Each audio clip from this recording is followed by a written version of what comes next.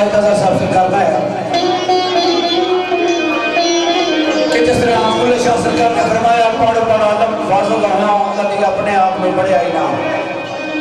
जा बड़े अंदर मंदर मसीते कभी मन अपने में बढ़िया ही ना शैतान से लड़ना है कभी नफ्स अपने साथ लड़िया ही ना बुल्ले शाह आसमानी उल्टियां जहाँ अपने घर बैठा बढ़िया ही ना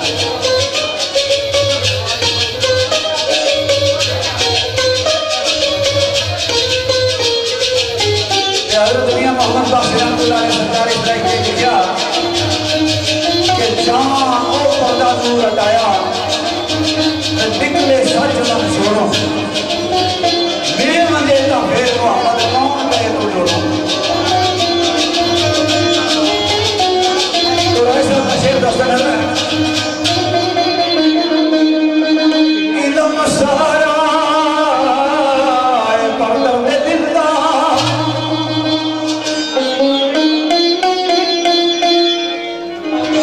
सारा ये पर दर्द दिलदा ये लफ्ज़ नहीं पढ़िया यकीन पढ़िया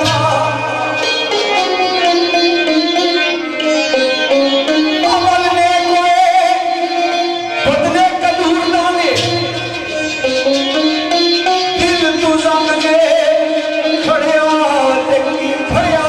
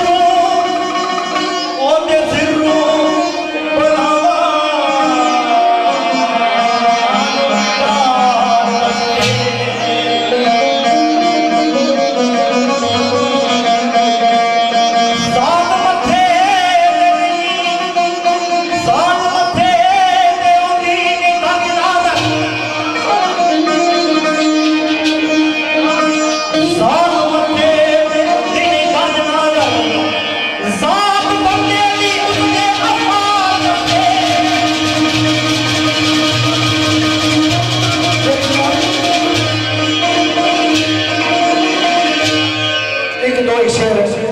उन्होंने फरमाइश है किरो मजाज ने गाने थे तो शेर फरमाइश है